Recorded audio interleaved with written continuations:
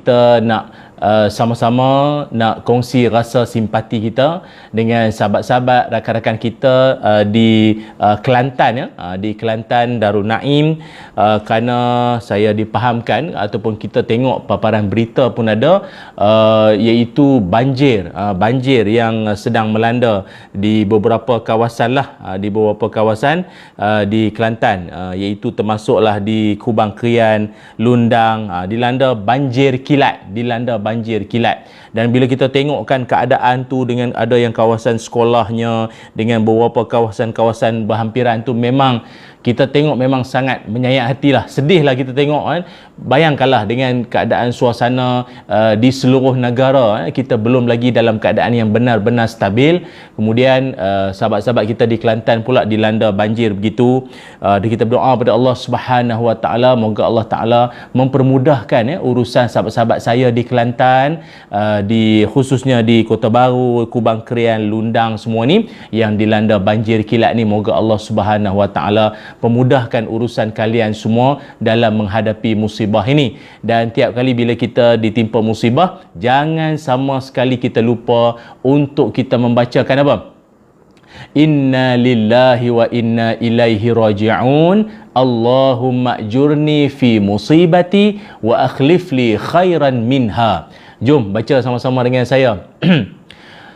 Inna lillahi wa inna ilaihi raji'un. Allahumma ajurni fi musibati wa akhlif li khairan minha. Apa maknanya? Sungguhnya kami semua datang daripada Allah, dan pada Allah jualah kami semua akan dikembalikan. Ya Allah, berikanlah pahala dan ganjaran di sebalik kesabaran yang kami lalui ini, dan kurniakanlah ganti yang lebih baik daripada apa yang hilang daripada kami selama ini, ya Allah. Amin, amin ya rabbal alamin. Kalau para alim ulama mengajarkan, tiap kali bila ada musibah datang melanda, musibah datang menimpa, jangan pernah kita untuk juga mengucapkan kalimah apa? Alhamdulillah ala kulli hal. Boleh sama-sama dengan saya? 1, 2, 3. Alhamdulillah ala kulli hal. Segala puji bagi Allah atas tiap-tiap satu keadaan. Itu dia. Maknanya walaupun di beberapa kawasan termasuk di Kelantan pada waktu ini sedang dilanda musibah banjir, namun kasih sayang Allah tidak pernah berpisah daripada kita. Walaupun ada kesusahan yang dilalui, kepayahan yang sedang dirasai, ditanggung, tapi ada lagi bantuan-bantuan yang Allah hadirkan dalam ketika saat musibah melanda itu. Itu jangan lupa tu, ya. Tapi kalau kita dikurniakan dengan nikmat, kebaikan, dan kita nak mohon pada Allah SWT, moga nikmat tu berpanjangan. Alhamdulillahilladzi bi ni'matihi tatimmus salihat. Alhamdulillahilladzi bi ni'matihi tatimmus salihat. Baca itu, ya. Segala puji bagi Allah yang dengan segala nikmat-nikmat ini menyempurnakan nikmat yang Allah Ta'ala kurniakan kepada kami, kepada kita semua. Amin, amin ya rabbal alamin. Mudah-mudahan maknanya nikmat yang Allah bagi kita, nikmat harta, maka harta itu menjadi berkat, digunakan ke arah kebaikan, rajin infak, rajin bersedekah, rajin wakaf. Itu. Jadi kalau Allah Ta'ala berikan nikmat kesihatan, so sihat, masa muda, digunakan untuk ke jalan Allah Subhanahu wa Ta'ala, insya-Allah, ya. Sama-sama kita doakan sahabat-sahabat kita di Kelantan, moga Allah pemudahkan keadaan, dan juga di kawasan-kawasan lain lah yang juga dilanda banjir pada waktu ini. Dan dalam masa yang sama juga, bila sebut negeri Kelantan, merupakan tahun ke-6 pemergian Tok Guru Ni Aziz yang kita sayangi, yang kita kasihi, seorang ulama, seorang pemimpin yang cukup disegani, yang cukup dihormati, iaitu meninggal dunia sekitar, kalau tak salah saya, 2015. Maknanya lebih kurang 6 tahun lah pemergian Tok Guru Ni Aziz meninggalkan kita. Walau bagaimanapun, kita sedar bahawa tahun demi tahun seorang ulama pergi meninggalkan kita. Seorang demi seorang ulama pergi meninggalkan kita. Dan kita berdoa pada Allah SWT, moga setiap yang pergi akan ada gantinya. Walaupun nak dicari ganti bukannya senang. Bukannya senang. Kalau seorang artis, selebriti, penyanyi, pelakon, kalau dia meninggal dunia, kadang-kadang 10 ke 20 orang boleh ganti tempat dia. Boleh. Mau kata orang apa, patah tumbuh, hilang berganti. Ada berganti. Tapi kalau ulama ni meninggal, ya Allah, nak cari penggantinya bukan mudah lah, bukan senang. Bukan meninggal je tu ada ganti, belum tentu nak seumpama dengan dia tu. Maka apapun kita didik anak-anak kita, ahli keluarga kita, moga-moga adalah dalam jalur keturunan kita ada yang menjadi para alim ulama. Satu orang yang faqih, orang yang banyak ilmu, lebih digeruni dia seorang saja.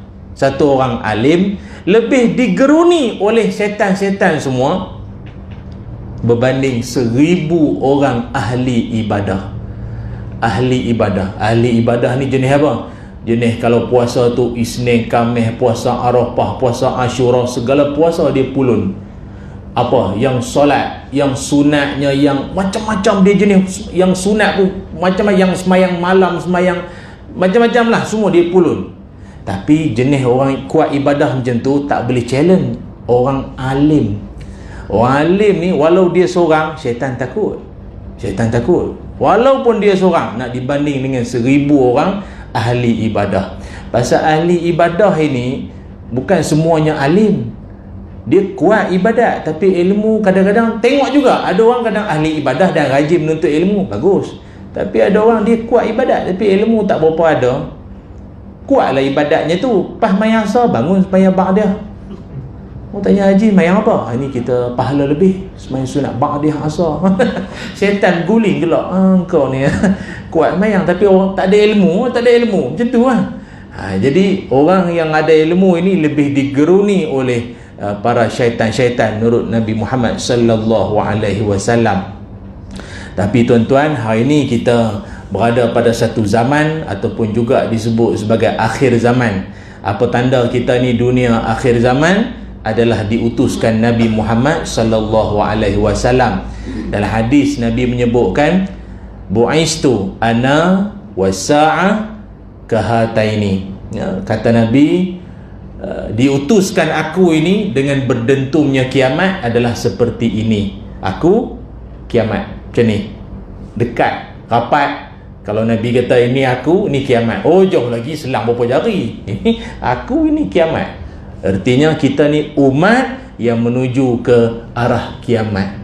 Maka bila dunia nak menuju kiamat, banyak hadis-hadis yang kita biasa dengar. Nabi sallallahu alaihi wasallam menyebutkan. Tapi dalam banyak-banyak hadis tentang akhir zaman, paling gerun, paling seram kita baca atau kita dengar ialah bila Nabi menyebutkan dunia bila nak kiamat.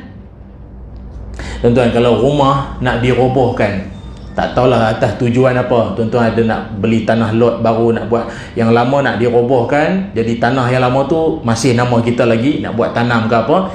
Sebelum nak dirobohkan rumah lama kita tu, apa tuan-tuan akan buat? Benda yang sayang-sayang kita bawa keluar dulu. Betul tak? Benda yang paling kita sayang kita bawa keluar dulu. Takkan nak biar dia roboh sekali dengan rumah.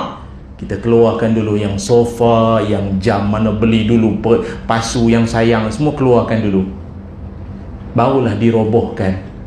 Maka bumi ini hampir roboh. Maka yang Allah Ta'ala keluarkan dulu siapa? Yang paling disayangi.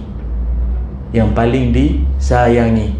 Bermula dengan para nabi-nabi, dah tak ada. Kemudian diikuti oleh para alim ulama. Januari ini saja berapa ramai para alim ulama telah pergi meninggalkan kita, seorang demi seorang, demi seorang, demi seorang. Itulah yang diperingatkan oleh Rasulullah sallallahu alaihi wasallam. Bila ulama ni makin meninggal, makin pergi, makin hilang seorang demi seorang, kata Nabi, hatta idza lam yabqa aliman, sampai dah tak ada lagi dah orang alim. Masuk ke Bandar Seremban ni dah tak ada dah orang alim. Masuk lagi dalam fasa 3A, lagi tak ada orang alim dah kawasan sini. Akhirnya kata Nabi, ittakhadhan nasu ru'usan juhalan manusia akan memilih orang-orang bodoh sebagai pakar rujuk. Nampak janggut segenggam, dahi bertanda, jubah meleret, apa lagi, kopiah pun nampak gaya syekh ni. Jom tanya soalan sikit kat dia. Nampak dia ni orang alim dah, perasan luaran saja, belum tahu lagi